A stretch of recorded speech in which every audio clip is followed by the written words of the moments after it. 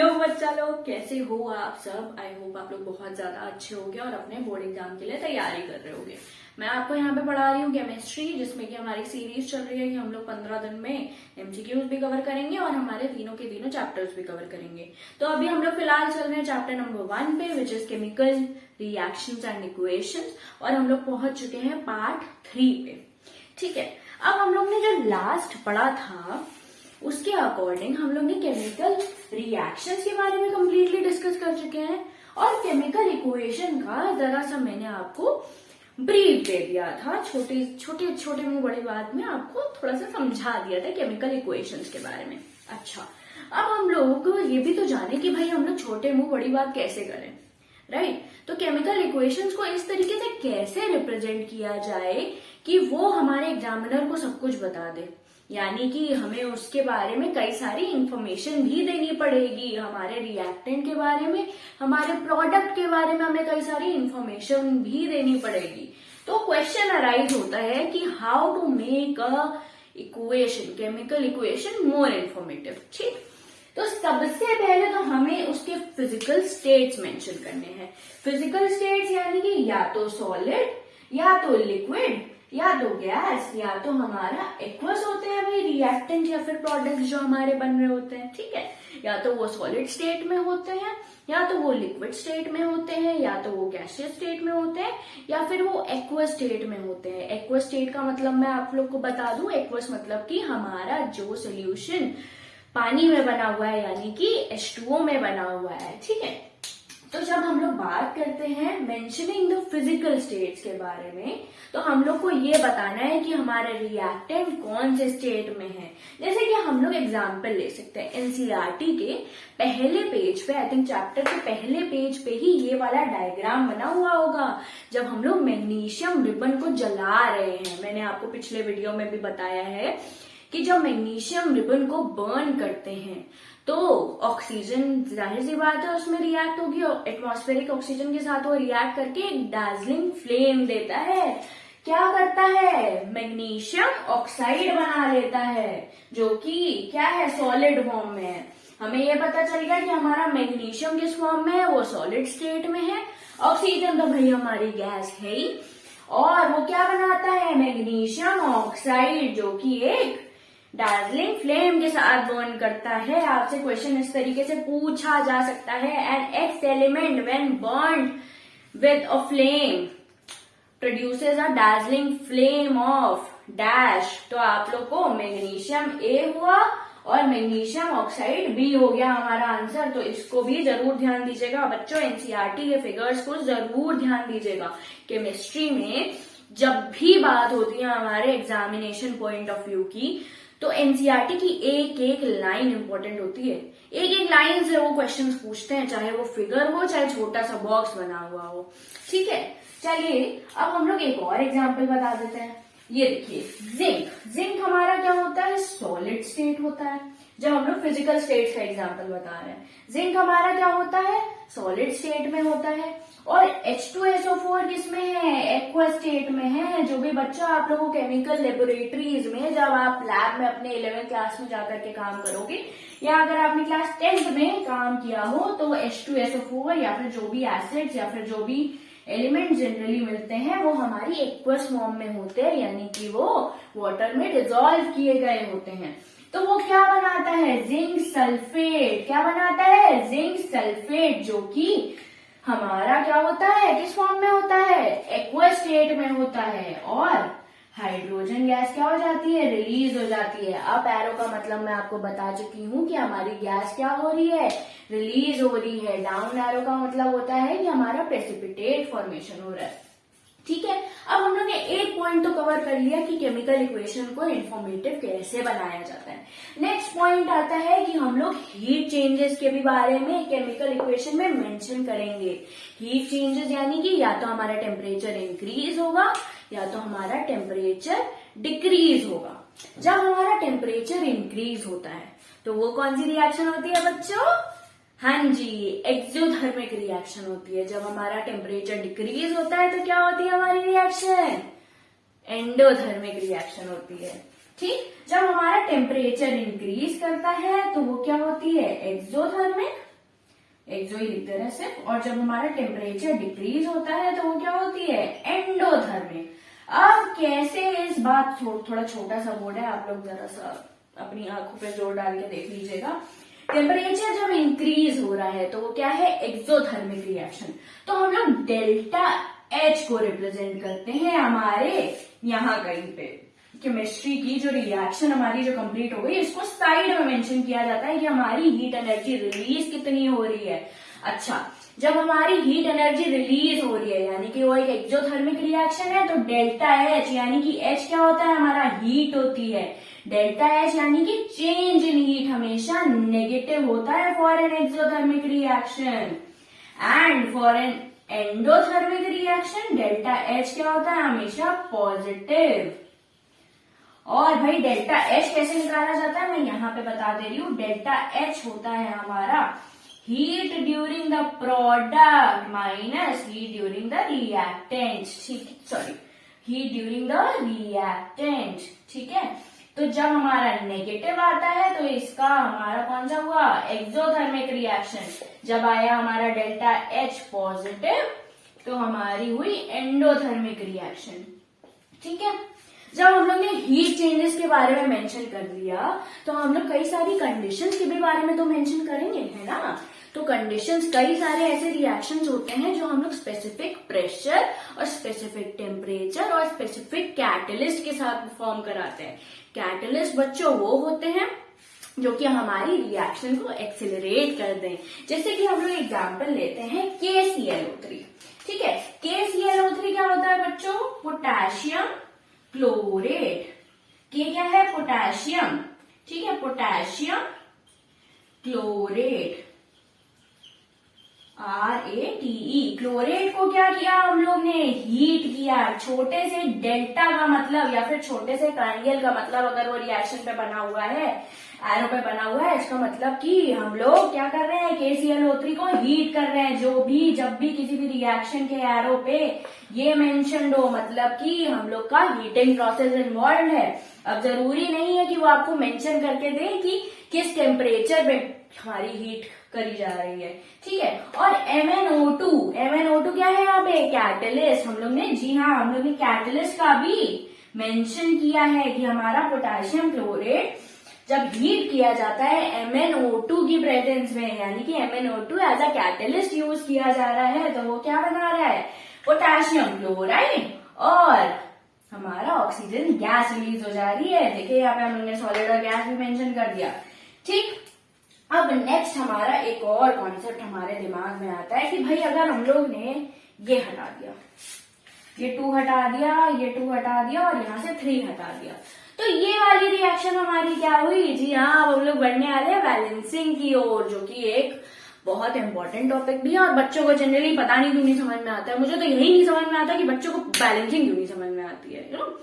तो ध्यान से पढ़िएगा, आपको जरूर बैलेंसिंग समझ में आ जाएगी।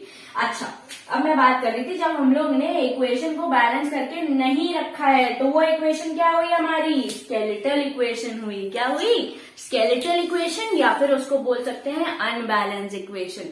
अभी मैं नेक्स्ट बैलेंसिंग ही पढ़ाने जा रही हूँ, तो टिके रहिए भाई, बैलेंसिंग के बारे में नहीं पढ़ेंगे तो कैसे चलेगा।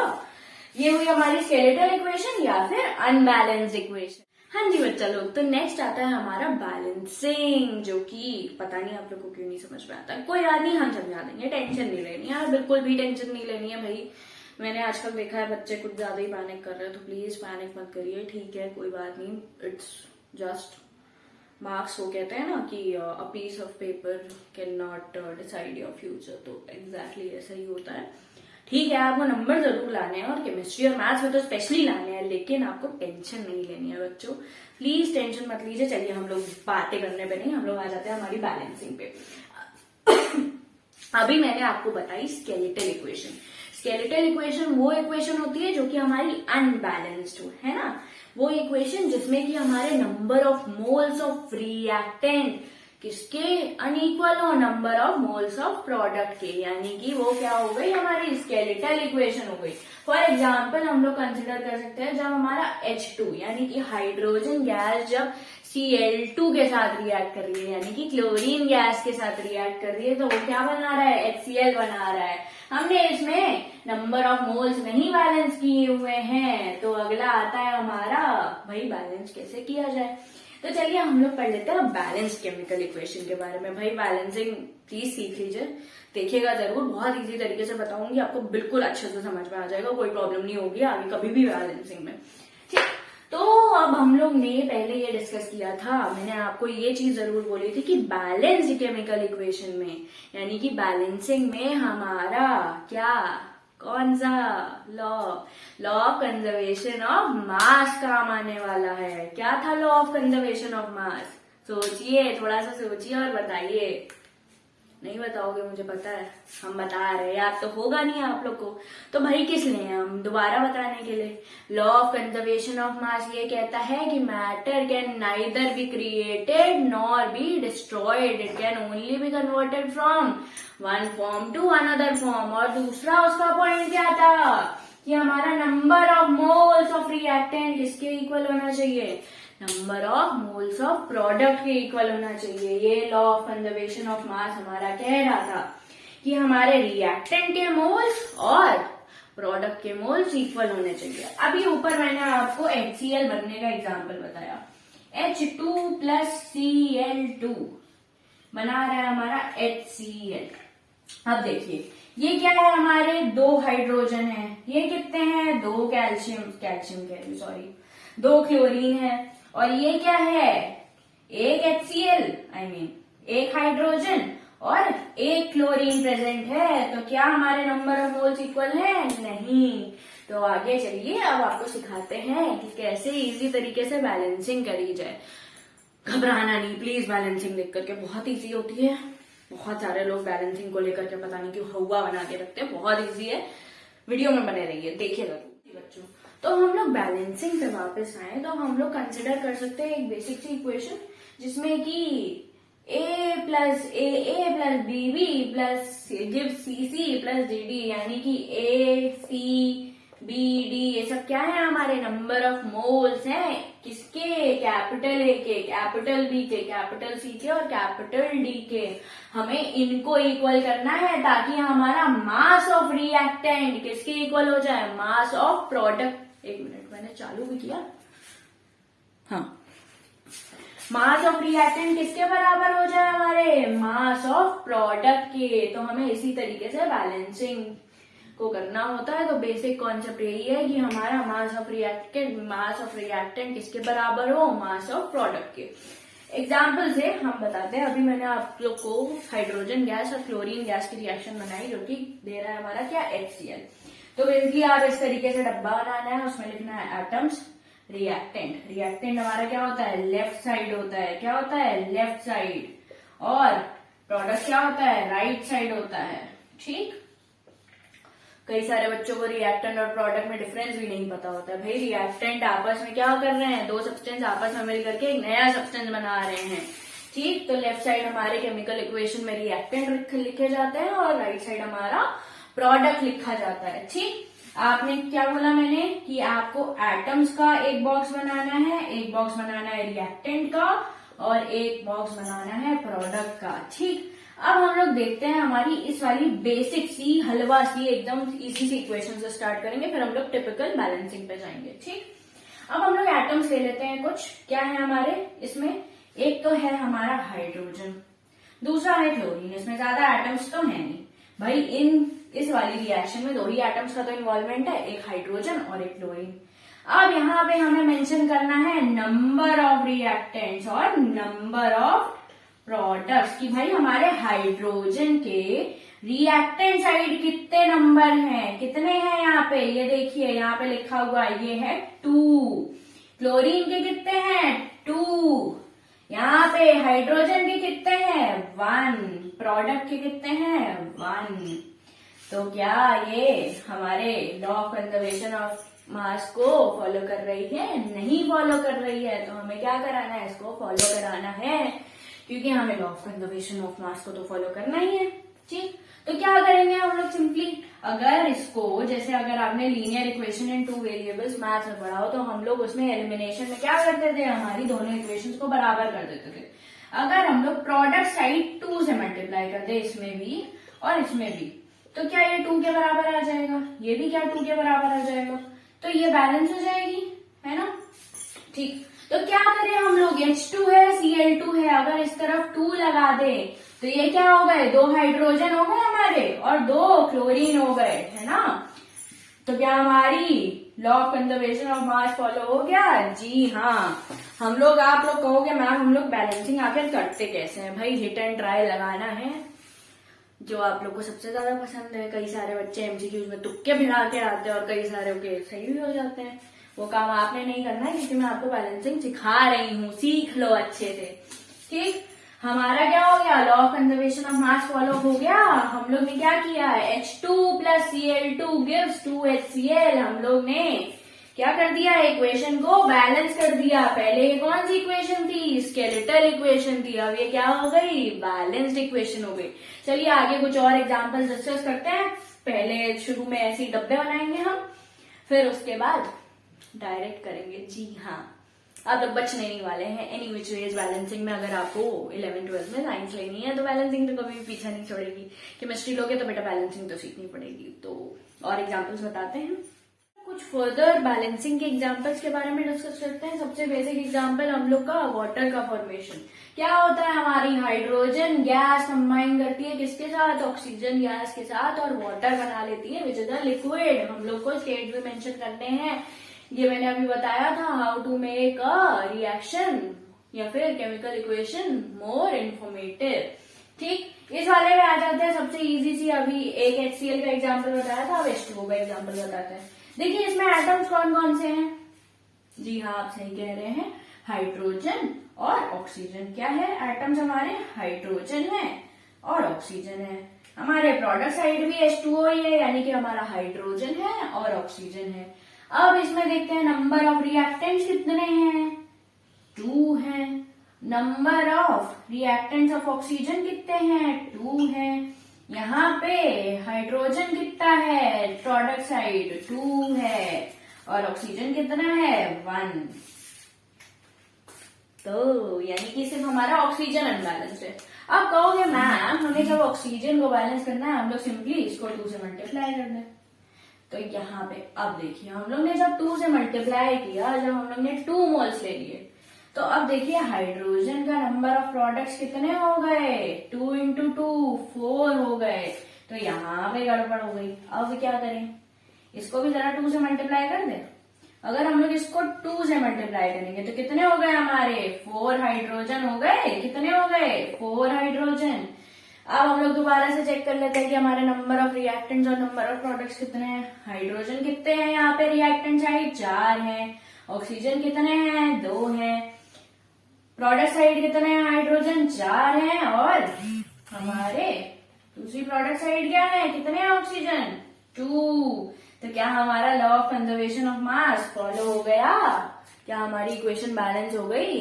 समझ में आया कि नहीं आया, यूपी बिहार में ऐसे बोलते हैं, समझे हो कि नहीं समझे हो, समझ गए होगे, आई होप समझ गए होगे। नहीं समझे हो तो वीडियो दोबारा देखो और थोड़ी सी पढ़ाई कर लो बेटा, थोड़ा सा दिमाग लगा लो, जीवन संवर जाएगा। नहीं वैसे भी जीवन संवर जाएगा, लेकिन स्टिल मेहनत करनी है हमें। ठीक, चलिए अब नेक्स्ट एग्जांपल लेते हैं। हमने क्या किया, हम लोग ने अमोनिया बनाया है। NH3 क्या होता है, अमोनिया गैस होती है। बच्चों को यही नहीं पता होता है कि भाई अमोनिया का केमिकल फॉर्मूला क्या होता है। केमिकल फॉर्मूला बच्चों अमोनिया का होता है NH3। NH4Cl अलग होता है, NH3 अलग होता है। ये है अमोनिया। अमोनिया कैसे बनती है, जब हमारी नाइट्रोजन गैस किसके साथ रिएक्ट करती है, हाइड्रोजन गैस के साथ। क्या बना रही है वो, अमोनिया। चलिए अब इसमें देखते हैं हमारा क्या क्या प्रॉब्लम है, क्या क्या हम कैसे बैलेंस कर सकते हैं। मैं डब्बे नहीं बनाऊंगी बार बार, तुम लोग बनाओ डब्बे, ठीक है। तो क्या है हमारा, नाइट्रोजन कितने हैं रिएक्टेंट साइड, सॉरी पहले नंबर ऑफ एटम्स लिख लेते हैं कि हमारे क्या क्या एटम्स हैं। एक तो हमारे पास है नाइट्रोजन, दूसरा है क्या, हाइड्रोजन। अभी हम लोग सिर्फ 2 ही एटम्स पे चल रहे हैं, आगे चल के 3 भी बताएंगे, 4 भी बताएंगे, तो भाग मत जाना, देखो चुपचाप। क्या है हमारा, नाइट्रोजन और हाइड्रोजन। ठीक, अब नंबर ऑफ रिएक्टेंट्स देखिए, लेफ्ट साइड कितने हैं नाइट्रोजन के, 2। नंबर ऑफ रिएक्टेंट्स हाइड्रोजन के कितने हैं, 2।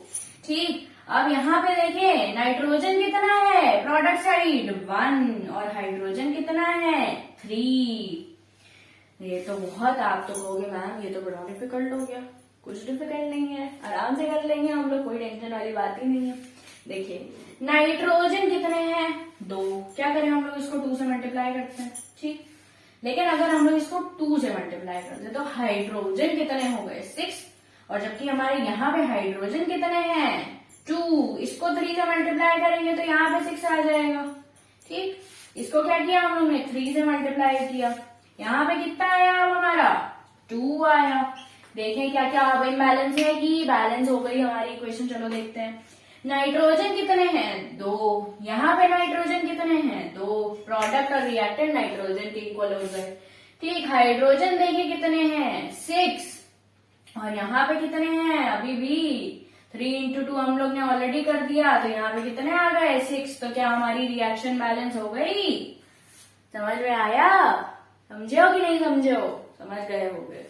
इतने आसान तरीके से बता रहे बेटा, अब भी ना समझो तो कमेंट सेक्शन में कमेंट कर देना, समझा देंगे, कोई दिक्कत नहीं है। आप 10 बार डाउट पूछिए, हम जरूर बताएंगे, कोई प्रॉब्लम नहीं है। आप लोग जब तक हम लोग क्यूरियोसिटी नहीं बिल्डअप करेंगे तो आप लोग पढ़ेंगे कैसे, है ना।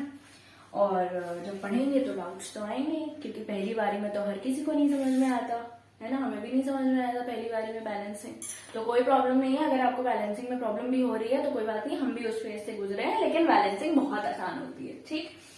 चलिए अब आ जाते हैं हम लोग KClO3 की रिएक्शन, जो कि मैंने अभी बताई थी, जिसको क्या करते हैं हम लोग हीट करते हैं, किसकी प्रेजेंस में MnO2 की प्रेजेंस में, जो कि क्या है कैटलिस्ट, इसको कहते हैं मैग्नीशियम, नहीं सॉरी नहीं, हाँ मैग्नीशियम ऑक्साइड, नहीं Mg होता है मैग्नीशियम, Mn क्या होता है,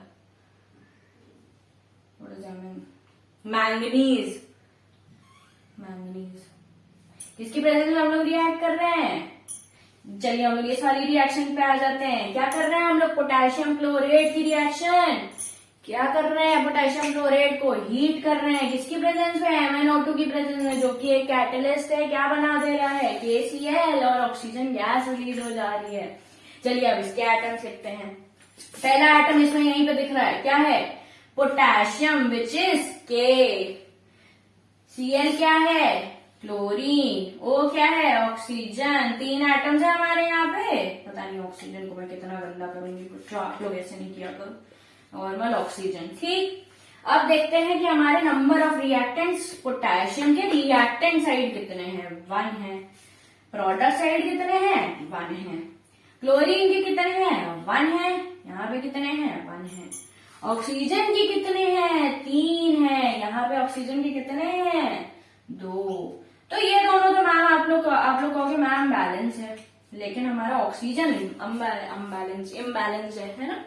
तो क्या करें हम लोग ऑक्सीजन को बैलेंस कराने की कोशिश करते हैं। यहाँ पे 3 है, यहाँ पे 2 है, तो क्या करें इसको अगर हम लोग एलिमिनेशन मेथड मैथ्स में पढ़ा होगा तो इसको क्या करें 3 से मल्टीप्लाई करें, इसको 2 से मल्टीप्लाई करें, क्या करें इसको 2 से मल्टीप्लाई करें, इसको 3 से मल्टीप्लाई करें। चलिए करके देखते हैं, तब ये 6 हो जाएगा, ये भी 6 हो जाएगा, लेकिन उसके बाद क्या होता है अभी देखिए, ठीक। हम लोग ने क्या किया, इस वाले को 3 से मल्टीप्लाई किया तो हमारे ऑक्सीजन कितने हो गए 6, और जब इसको 2 से मल्टीप्लाई किया तो ऑक्सीजन हो गए 6, ठीक। हमारा ऑक्सीजन तो बैलेंस हो गया, ठीक। अब वापस आते हैं हम लोग बाकी के एलिमेंट्स पे, कौन से क्लोरीन और पोटेशियम पे। जिस पे वापस आते हैं पोटेशियम पे और क्लोरीन पे। क्या कह रहा है, अब देखिए पोटेशियम कितना हो गया रिएक्टेंट साइड 2, और यहाँ क्या है पोटेशियम 1 ही है एज इट इज। क्लोरीन यहाँ पे कितने हैं 2, यहाँ पे क्लोरीन कितने हैं 1, तो इसको भी 2 से मल्टीप्लाई करना पड़ेगा। करके देखें, 2 से मल्टीप्लाई कर दिया। अब चलिए दोबारा से ये टेबल बनाइए, ठीक। इसी तरीके से हिट एंड ट्रायल चलता है बच्चों, हिट एंड ट्रायल करना बहुत जरूरी है, वरना बैलेंसिंग नहीं आएगी। जितनी ज्यादा प्रैक्टिस करेंगे उतनी जल्दी समझ में आएगा। कितने हो गए हमारे नंबर ऑफ रिएक्टेंट्स, पोटेशियम के 2, क्लोरीन के कितने हुए 2, ऑक्सीजन के कितने हुए 3 2 6, ठीक। यहाँ पे कितने हैं पोटेशियम के 2, क्लोरीन के कितने हैं 2, यहाँ पे ऑक्सीजन के कितने हैं 6। तो क्या हमारी इक्वेशन बैलेंस हो गई फटाफट, समझ में आ गया। अब आगे के कुछ एग्जाम्पल्स अगले वीडियो में डिस्कस करेंगे, और अगले वीडियो में डिस्कस करेंगे हम लोग टाइप्स ऑफ केमिकल रिएक्शंस।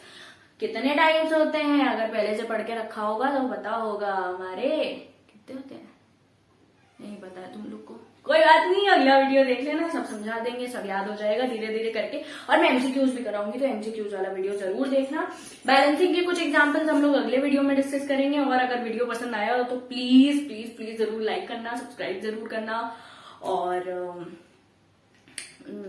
आजकल मैं रोज वीडियो अपलोड कर रही हूँ, सिर्फ आप लोग के लिए। बड़ी मेहनत लगती है भाई एडिटिंग वगैरह करने में, पढ़ा भी रही हूँ बड़े दिल से। तो सब्सक्राइब करना और लाइक करना, अच्छा लगा हो तो प्लीज दोस्तों में जरूर शेयर करना, वो भी थोड़ा सा पढ़ लिख लें, केमिस्ट्री उन्हें भी समझ में आ जाए, केमिस्ट्री हवा ना लगे, कई सारे बच्चों को लगती है। तो मिलते हैं अगले वीडियो में, तब तक के लिए बाय बाय।